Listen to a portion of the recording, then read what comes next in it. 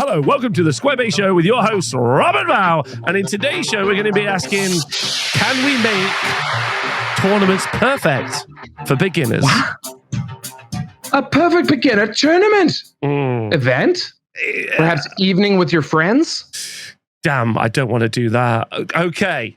Listen, if you're watching this video and you're excited, you click the thumbnail, you saw the title, you thought this is for you, or you just enjoy a bit of Rob and Val, I need you in the comments to let us know if you've even attended an event. Obviously, Val's done a fantastic job of already working out kind of what that looks like because of the survey. We know there's lots of people watching this show who don't necessarily attend or regularly play in events, right?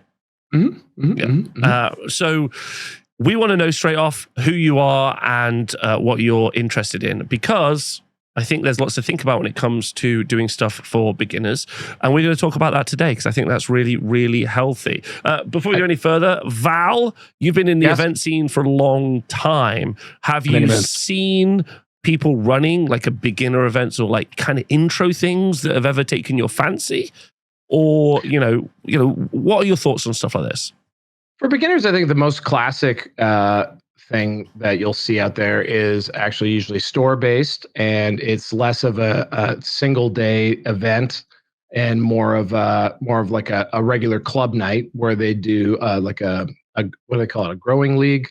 Like not expansion, like escalation.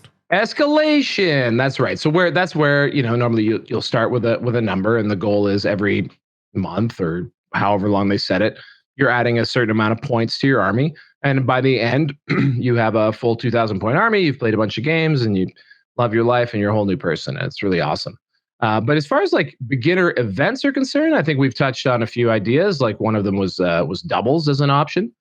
And doubles I think can work just as a wet your whistle type thing, especially if you need someone or if you want to go with someone that and that way you have a friend at the table who can guide you.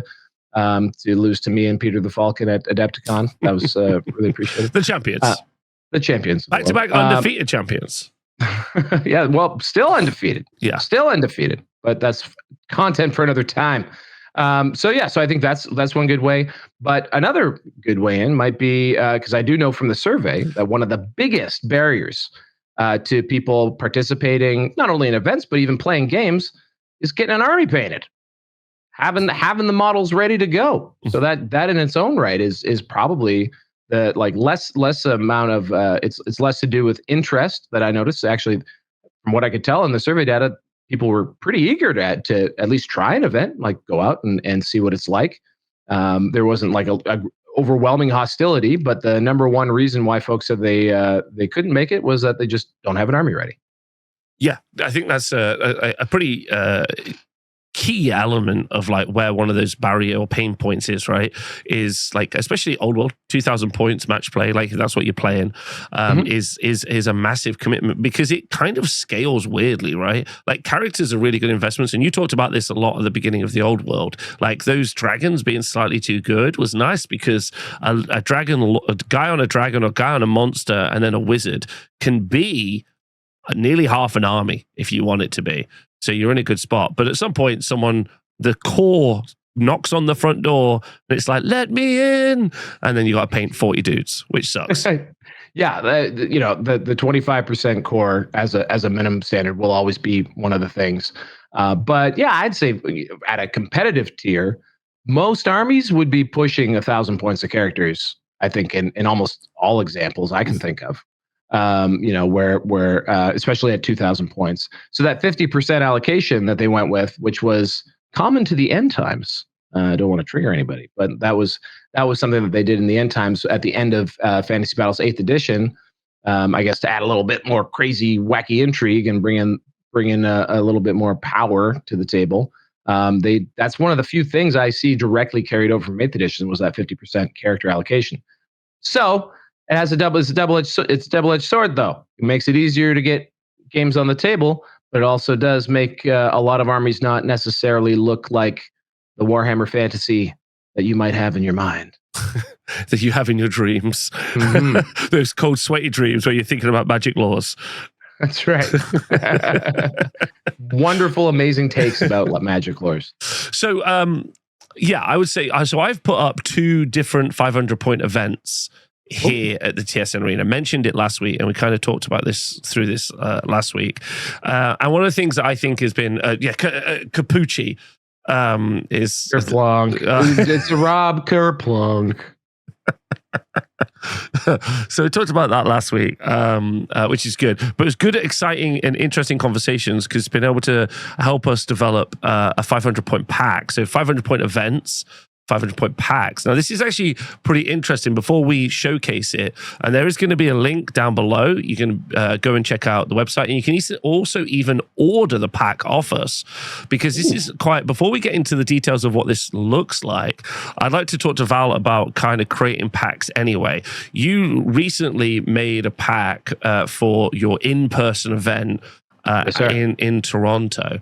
And a lot of that pack was orientated around making, you think, like a good dynamic game state. Would that be fair? Was that your, what was your mission goals with creating the pack? I think there were a couple things. One, I think maybe one for people who are attending tournaments. You know, the missions that people have been playing. They've been playing them for over a year now. So there are lots of folks who are coming into the game regularly all the time, and they're still sort of new. But for a lot of people, those missions from the rule book are the same missions that they've always been, like in previous editions. So they've been being played for like 20 years, 15 years. And then B, if you're just playing Old World, they're getting a bit long in the tooth. And so the goal of the mission pack that I went to took a lot from the Ninth Age. I really need to make sure I give lots of credit to the Ninth Age because that's where they came from. And I thought maybe provided a different win condition, a different way or different path to victory than just 100% kill your opponent. Still mostly kill your opponent. We think that's one of the main key flavor ingredients of the Old World and making it feel like a war game rather than, just a game. Yeah, Can you talk to me more about that, actually? Because I think that's an interesting bit, and I'd love to hear what people in the comments got to say about it, because I think that is, because we talked about that in detail over the weekend. Yeah, I think just that. I think a lot of the other games, specifically the main games, 40K AOS, have gravitated to much more mission-driven, objective-based, and also asymmetrical a lot of the time, where you are doing or trying to achieve things that are different than what your opponent is doing. This has a benefit, namely that it is easier to achieve relative meta balance by tuning the army to its own objectives rather than to other potential opponents. So that rock, paper, scissors thing is less important because you're playing to your own mission objectives. This was a careful what you wish for scenario. This is something that evolved out of the tournament scene certainly for 40K, where you had that asymmetrical mission design. And eventually, I think it would have been 9th edition 40K, those missions became, that sort of mission style became sort of canon. It became adopted by the main game itself. The thing that you get in Old World, though, is you get a game that's based around kill the other guy. You got to go out there and you got to win the game. You got to amass points by destroying the units of your opponent, which makes it a fight. Makes it a big old fight. Makes it a fight. Makes it just stop. So, elbows up. Elbows up, folks. So it I think lends itself to more of a battle. It lends itself to more of that theater of the mind of like, I got to go out and kill this guy. I'm like, well, I mean, that's a little aggressive, but nonetheless, it makes it feel, I think it's part of what makes it feel more like a war game. You can add on other things like the granularity of list selection and all that. There's another element though that pushes, which is, now the game's really, if you're not thinking about, fun rank and flank stuff and theme and other reasons that people enjoy playing the game, when you start just playing it as a game, that's going to push you into extremes of offensive output and damage and also movement. So in this game, we love called Old World, things that have really good movement, that are really tough to kill, and that can kill a lot of stuff. Sounds like a dragon. That's what's going to really be the alpha predator in the meta. And then things that can survive against that, big old defensive bricks with layers of buffs on them, usually will arise as a way of defending against that. And that's exactly how we've seen it play out. We've got basically powerful Death Stars, both in sort of single model variety and large unit variety. And by the way, still loads of fun. I had a blast playing. I've been playing so much over the last couple of months into people playing it as a game in sort of like they're not serious tournaments, I'll tell you that, but there are people trying seriously to build lists that play the game the best as the win conditions present themselves.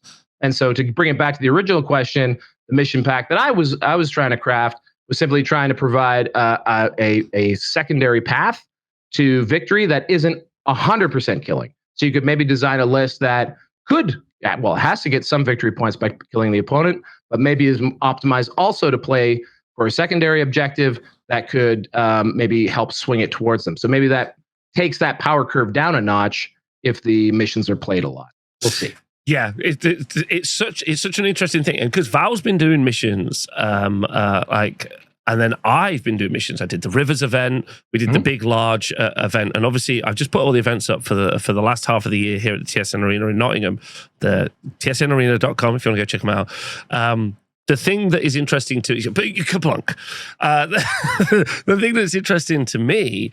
And the very first thing I thought when, and I'm so happy we finally got here with the old world, like a year and a half ago, is if you actually read past the original scenery rules, there's even more rules for designing theme boards and stuff. And I think something that me and Val are quite excited about in the future is designing mission sets. Because a question I think that I was proud that I asked you over the weekend when we spent time together was, because I like your mission pack, I think it's really cool, and I think like we should make it so that like more people can get their hands on it. But also, like, it's like, what's the purpose is a really great kind of question. Like, and you know, you've answered that like quite well. But going beyond that and designing missions that are set in the universe. I think one of the things that's really, really, really, really good about the old world that you've just brought up is with AOS and 40K, you're just doing something because they've said to do it. You're going on an objective because it said you got to do that. You're doing a mission because it's told you got to do it. It doesn't sometimes feel like you're playing a battle plan, but there's no real purpose for the battle plan. There are 7 objectives. You're like, why? Doesn't really matter why. What I think would be really interesting in the future is designing mission sets, mission decks, and mission things that are orientated around the why. So like, you know, we've talked about doing like an orc and goblin mission set, which is kind of wild to think, or a beastman one, I think was the one we discussed, right? Doing a beastman one is really interesting. It's like, okay, what does a set of missions look like if you're either playing where beastmen live, which I'm assuming is a lovely place to live. Or it's the forest, it's pastoral, perhaps. Maybe there's some glades, or maybe the wood. Maybe that's the dichotomy. There's a lot of barbecue. Maybe the wood elves have just taken all the good forest, you know, and like the beastmen are just pissed because like they just get all the like out in the boonies forest. They got all the gnarled trees and the swampy stuff. Yeah, and the woodies are just up on the high street. Yeah. You know? There's a lot of flies. It's just not the best, right? Yeah, for sure. Yeah, a bit rocky.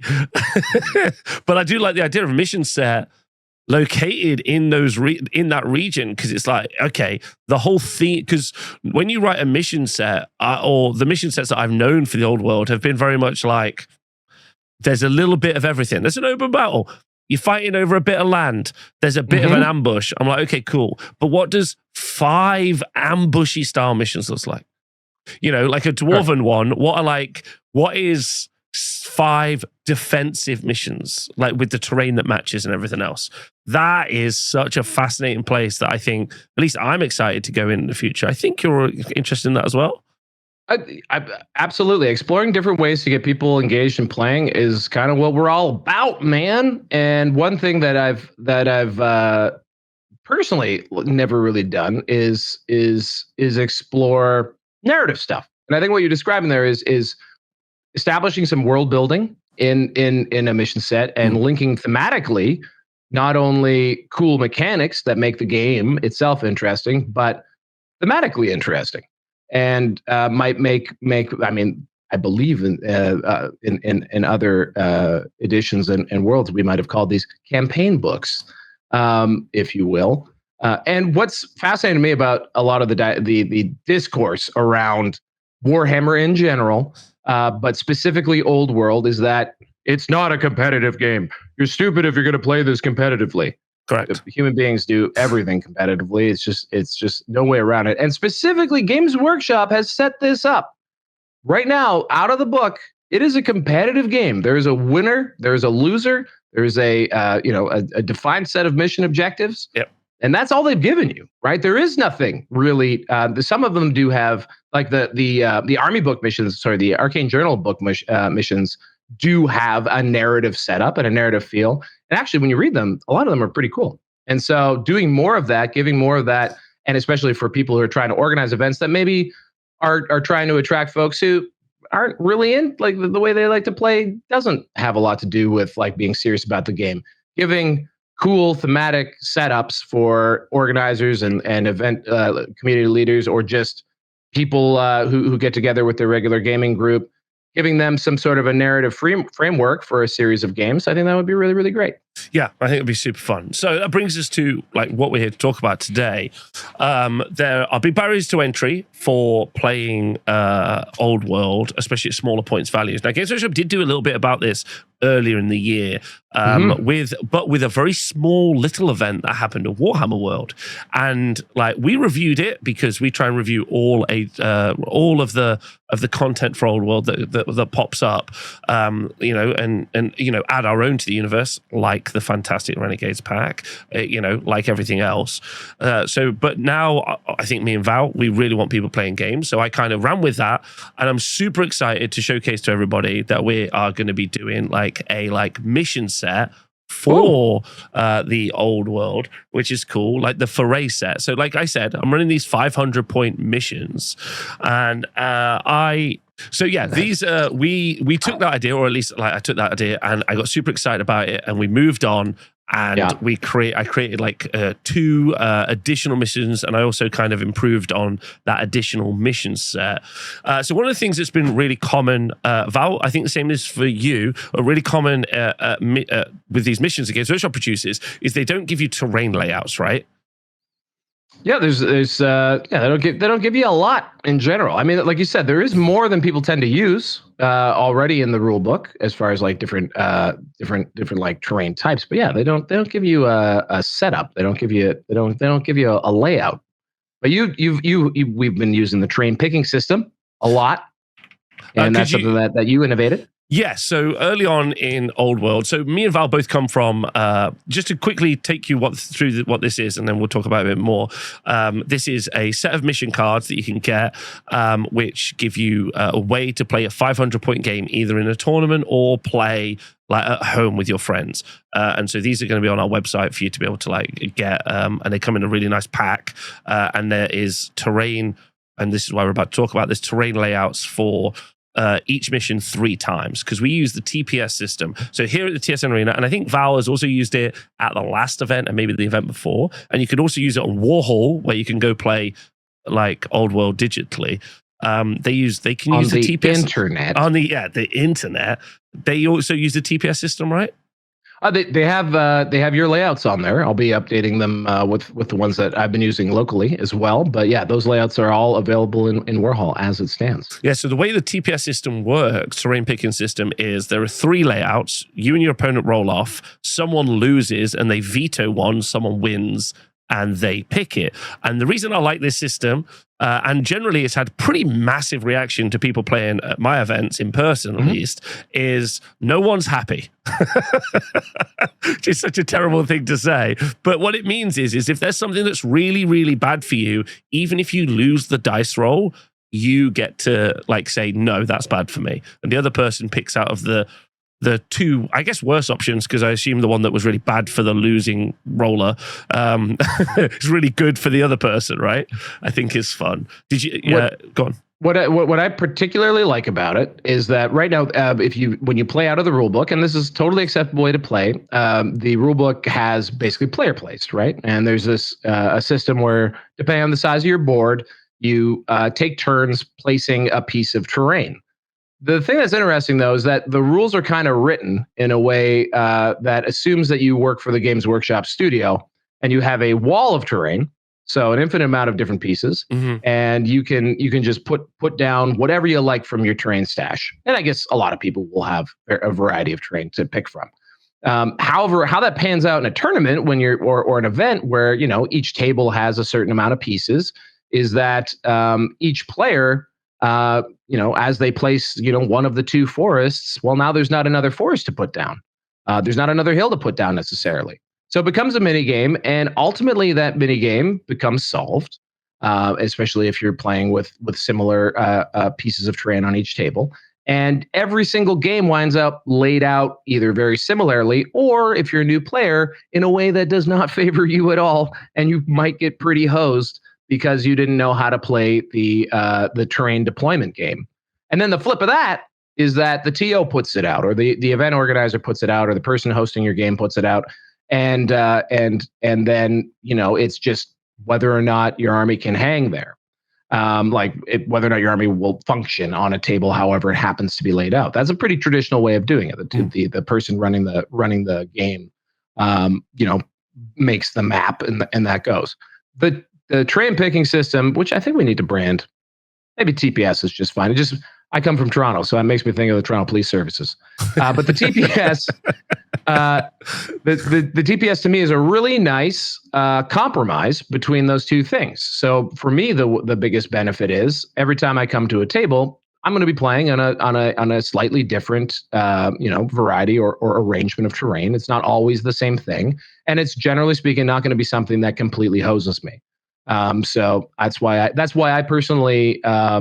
Even though I didn't have the exact, for example, terrain collection that Rob has, I was constrained by the people who were helping support me and running my events and the terrain that they had. So I took that and I applied it to what we had on hand and created the 3 maps for each mission, and it works really, really well. So I think the concept of it is very good and great. Yeah, and also, you'll see as we go through it, because we're going to go through this now, you'll see that this is terrain that in the future we're hoping to also sell. So it's been designed by us, it's been produced by us.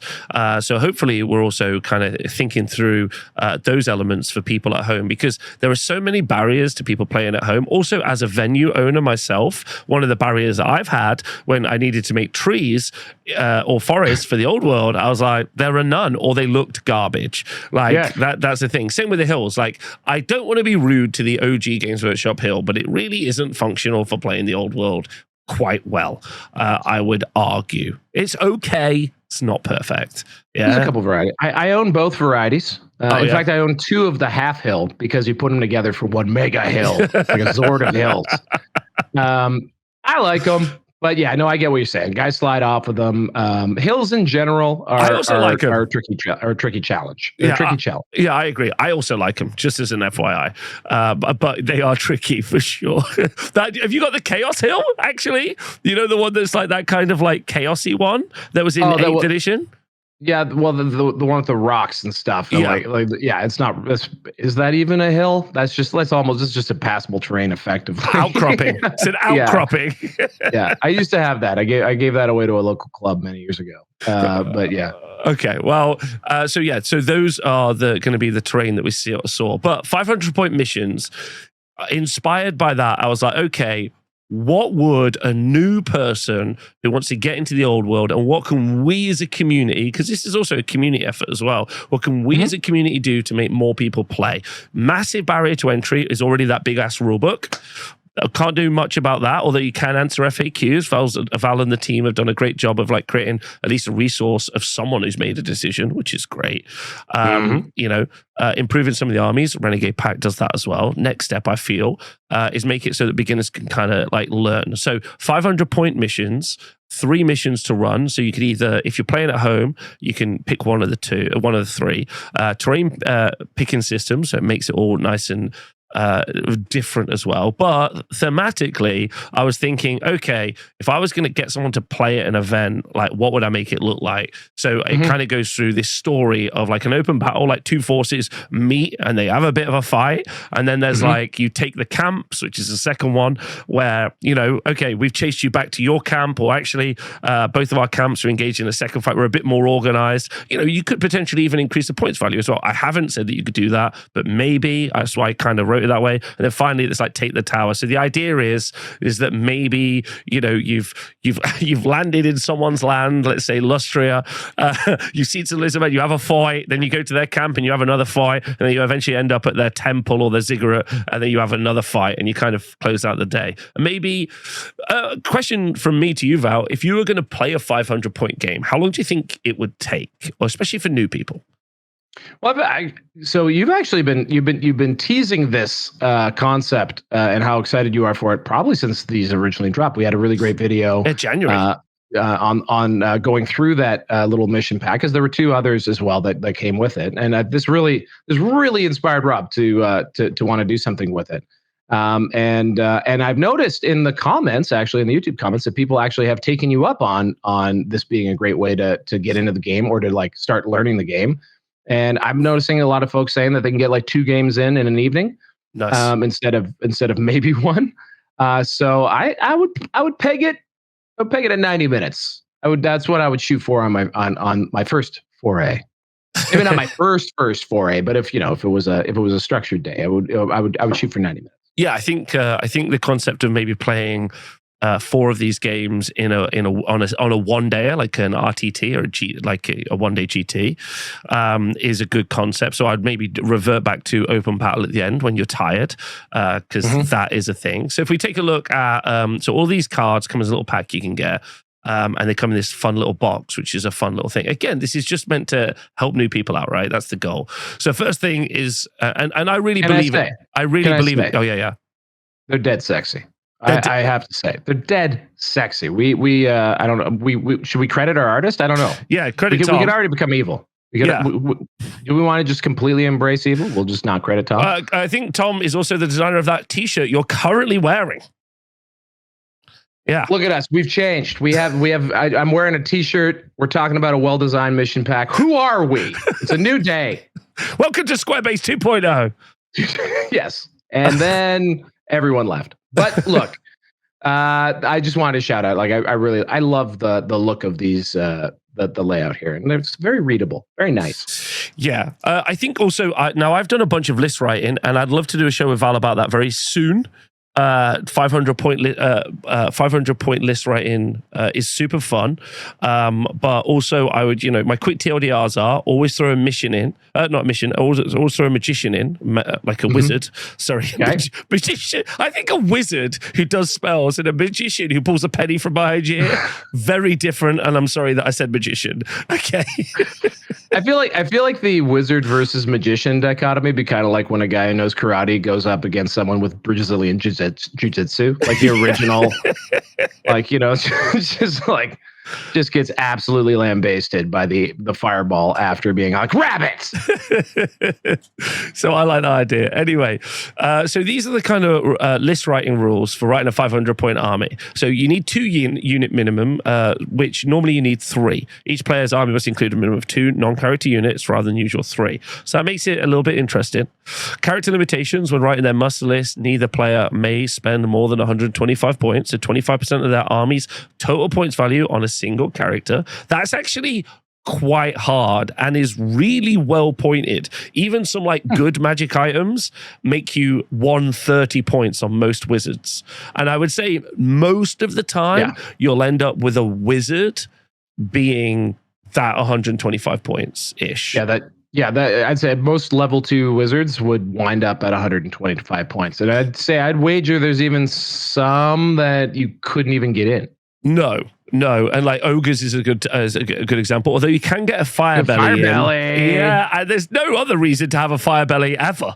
That's another great reason to play the fight. Like I immediately when you were like, let's make some lists, I was like, I don't want to. Oh, I'll make an ogres list. So there you go. Yeah, immediately. Yeah. Let's go. So then unit limitations. To represent small size of the forces to a part in such battles, neither player may spend more than 175 points, 35% of their army's points value on a single core unit. 150 points, 30% of their army's total value on special, and 125 points, 25% can be on a single rare or mercenary unit. Mercenaries, it doesn't matter if you're using mercenaries at 500 points. The idea is to bring a cool army. Also, I don't know this is also a shout out for all the people who are already like gamers who play a lot of Old World. They like lists. This has been really active, and people have talked about it a lot in my Old World chat for my events, where people are like, I also think they were like, I can break this. And I'm like, cool, go for it. Like I'm saying, don't do it at a beginner event. But they're also really excited about a limited points game in giving it a whirl. I think that's really fascinating as well from and please in the comments below, write your favorite list that you've got for that kind of level, because I think that'd be interesting. Also, maybe would fit within the character limit of a YouTube comment versus an actual 2,000 point list. Well, actual 2,000 point list, very concisely output by a new recruit, I have to say. Shout out to new clean recruit. output. Very clean output. So yeah, this is pretty fun. Even the core stuff. I do tend to find that when I've been writing these 500 point lists, I've ended up with a lot of like ballistic steel shooting units, which kind of also do okay at this points value. Because if you kill 2 or 3 of their dudes, that's more like in a normal game, that's rubbish. In this game, not bad. What about just junk? Like I feel like this is a good opportunity to just bring some junk. I feel like Empire, you can just your state troops. Maybe they have.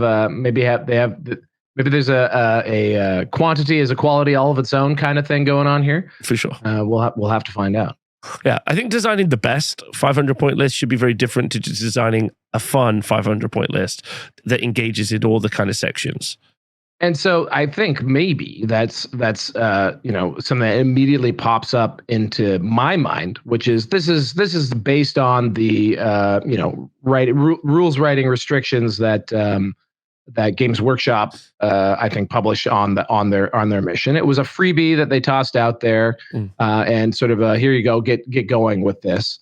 But perhaps there's an opportunity to create a list writing restriction, a comp here, that rather than having an expectation that you write a list that maybe is more, engaging for beginner style, maybe we create something that we can slap on top of this that would also force people into a mold that's a little bit more beginner style.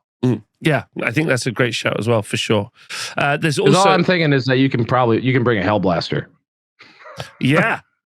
But that's what's good about this, or the idea of being a beginner, is that there's learning to play the game, which I think this does really well, because you go through the turns quickly. You'll get in a fight and someone will be like, okay, I've lost a fight. What is Fabigo? And then you can work it out together, right? Sure, I think that's really healthy. That's a good start. If you and your friends are playing this and you find that his Hellblaster is really good, you just say, hey, buddy, don't bring the Hellblaster. We're learning. We're learning here, buddy. But also, you do have to learn how to use the Hellblaster at some point. So, why not? Exactly, right? And also, an hour and a half, you just keep rifling through them, right? And it can only shoot one thing. Yeah. Just shoot the hell out of it. Or blow up. Okay. Or also explode spectacularly. But when it blows up, sometimes it shoots 30 times. So, because if you got the Hellblaster, then your points that you're spending on a character might not be an engineer, which means you don't have a wizard. So now it gets it's quite funky. You've got a wizard of empirical knowledge in an engineer, sir. That's real life magic. Or the engineers right now just fist pumping the screen. Yeah. Putting down their thermos of tea and just fist pumping. Right. Per 1,000 points in the core rules, many units or options are limited to 0x per 1,000. So like 2 per 1,000, let's say. This means such options would not normally be allowed to write in 500 point muster list. However, rather than preclude them, then you can only have one instance in your whole list of one of those units. So that's okay. Oh, what are you thinking? What's got taking your fancy? I'm thinking say no. Oh, really? I think that would be the easiest way to get vanilla lists. Interesting. Anything that's restricted is not allowed in. Whoa. Okay, so we're going to... There'll be a second version of this. For a beginner game, that'd be a real easy way to take this. If it's a beginner event, you just say, okay, if there's a restriction, they don't make... Because usually they're restricted because, maybe they're a little heavy-handed. Well, not heavy-handed. They could be if you bring too many of them in a given points level. That's why they're restricted. So we're saying at 500 points, they're too big. Those britches are too big. Why not? Maybe. There you go. I don't know. Watch out for the comp pack coming for the 500 point beginner pack. We're already talking comp. Okay. But that's good though, right? Because like again, the fact that it's even only 500 points, it's only 3 missions. There's also some scale to it that's available, right? Absolutely. So then we got setting up armies. It's a smaller battlefield, 30 inches by 44 inches. Otherwise, you'll never make it into combat. And then we've got the choosing the terrain layout, which is all about the TPS system, which we should go and look at now. And then there's deployment, which is the same as normal, and it does give you little it gives you little locations for where you find them in the core rulebook. So we decided to call the mission pack the Forray, which I think is good. A Forray, the Forray, and I do like the idea of different themed forays in the future. I like the idea of a 500-point foray into the Beastman pack. Maybe then the 2,000-point Beastman pack. That's a fun little stepping stone, right? Neat. Good. Neat. Man. And first mission is open battle, which is just the same as normal, but we have the terrain layouts. So again, just the same as normal is okay to people who play Old World already, but someone who's new, they're like, what the fuck? And instead of needing to go find a random bit of rulebook to work out how many points each thing gets you, it's just written on here, which I think is something that's grossly missing from many things. These are where the points are. You're like, okay, that's nice. And then you got the terrain layouts: 2 hills, 2 camps, and 2 forests. Or the camps are in different places, the forests are in different places, the hills are in different places. Or layout C, same thing. So you're mixing it up, which is nice. So that is just like a kill points mission, which is how most of Old World is played, just like you said. Learn how to do it, go play some games. Then you got Take the Camp is the second mission, where there are 2 individual camps here. And there's a slightly different way of scoring, specifically controlling objective markers or the camps. At the end of each turn, a camp, which is what the objective marker is controlled by a single closest core unit. That's right, core unit within 6 inches of it, which has a unit strength of 10 or more. That's going to be a really hard one to do. The reason that's been written that way is to change the lists a little bit so that you're going to have a slightly bigger core unit, but also a core unit that's going to try and move across the board maybe. Okay, go forward, do a fight is what I'm saying. Go do a fight if you can. Now, there was a quick bit of me and Val are going to have a chat about this because I've put 10 VP for holding it at the end of each turn. I need to run the math on this. I think I've done it pretty well, but I do want Val's final say-so before this goes to print, because currently this is going to print tomorrow, and then will be available. It's available to purchase now, like a pre-order, but it's coming next week. It doesn't take that long to get made. The graphics took a long time to get made. And just deciding what that final bit is. But there's 2 little camps you can see, but the camps are either in your deployment zones, on the board edges, or in the middle. And I love the idea that, I'm a little bit of a shooty army. I don't think I can go beat you up. Maybe I'll try and get the camp that's at the back, right? But I lose a dice roll, so I'll veto the one that's right in the middle because they've just got a bunch of cavalry that are going to run into the middle of the board. So this is a real fun, the scoring bits being in different places and then you rolling off and choosing can really dynamically affect the game, I think. I think that's quite a fun mission, I'd say. It gives you a little bit of agency on, a lot of mission, objective-based games will have you place objectives, which again, it creates a sort of decision point, a little analysis paralysis. This just changes up where the objectives actually are on the board, and there's 3 different flavors. I think that's great. Yeah, I think that's a fun one. I'm pretty happy with that. Now, Seize the Tower is the final one. And again, there's just a big old tower in the middle. This is just like a bastardized version of the big mission that does the same thing. But the Seizing the Tower is also scored differently to the camps. I think this is good as well. And it is intentional, because I did kind of wonder, should I just make it so that we would end up with the same kind of like progressive scoring? And the answer was no, because the learning that the victory conditions change every mission set or every game is a healthy thing to learn. And the first time they don't do it, they'll be like, you know what? I should have done that. Even at the team, even at the team event I just ran with a bunch of people who really are hoping to be on international teams and who play a lot. Like in one of the games, someone came up to me and was like, were we meant to hold the middle? And I was like, you're going to blow your mind. You were. It was literally called. Nice. So people forget that, right? Like, that's the thing. And actually, I will say that about the event you and me just attended, and I'm sure maybe it was also true for the event pack you wrote. Every single mission, I was asking my opponent, I was like, "What is the mission?" At the start of the game, what is the mission? What is the extra bit of points that you could score in the game? And generally, I think we're going to probably, not even just our packs, but different TOs around the world are going to put other little extra missions into games, right? That's quite a common and popular thing in the old world. Yeah, and I think the way to think of it is too, is what okay, this is the gamey way of thinking of it, I guess, is what percentage of available points to score are in that secondary mission. And so maybe that relates to the second mission that you have. Because right now, I think if it's at 10 points, there's only 50 points up for grabs. Yeah. Which to me says you can just not play the mission, right? There's right, like, will the mission necessarily swing it if it's such a small amount of the available points? 100 victory points, though. Now we're getting into something that's a little bit more meaningful. So I think I like that. Yeah, and that's it. It's really simple.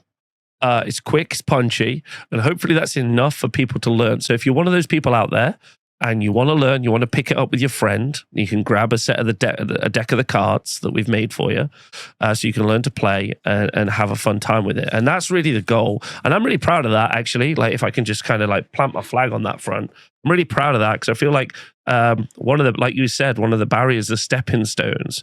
Like, you've done such a good job with your last pack of providing for your local community this like fun and engaging mission pack. You went into the 9th Age, you looked at some other stuff, and you really tried to like make it so that the games that they're playing were more interesting. And I'd love in the future for people to be able to get hold of that pack as well and do other things via this system. But also, I'm really happy with this because I think it's really going to help two mates who don't go to an event. Maybe they're a little bit removed and they're going to learn that to struggle bust through the next 6 months of their 500-point unpainted minis, with the hills just being like, I don't know, some crisps they found lying around, and getting a general idea of it.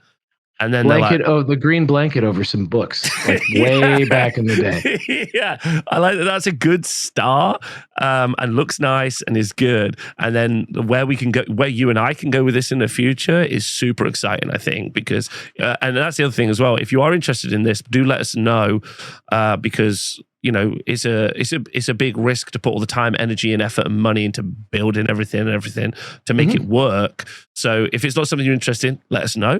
But if it is, then also let us know, because I think that'll be fun. That's a fun future, I reckon, potentially.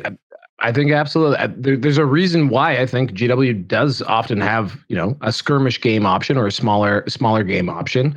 One, it's a smaller bite. It's less intimidating to get into. The thing that appeals to me in the for the skirmish games, although I've never jumped into them because I do have big army privilege, like I've got lots of models on the shelf, is that you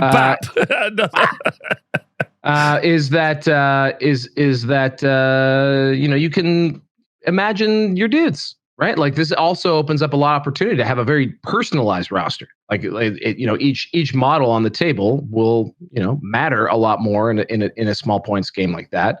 And you can, if you're into just the hobby aspect of it and getting that really distinct sort of war band put together, I think this is a really, really great way to like lock into that. So you can make a nice thematic small army that maybe becomes something larger, or maybe you just build another thematic small army. There's lots of ways to go. Yeah, I also like the idea of like just painting up a single, like those Empire Wizards.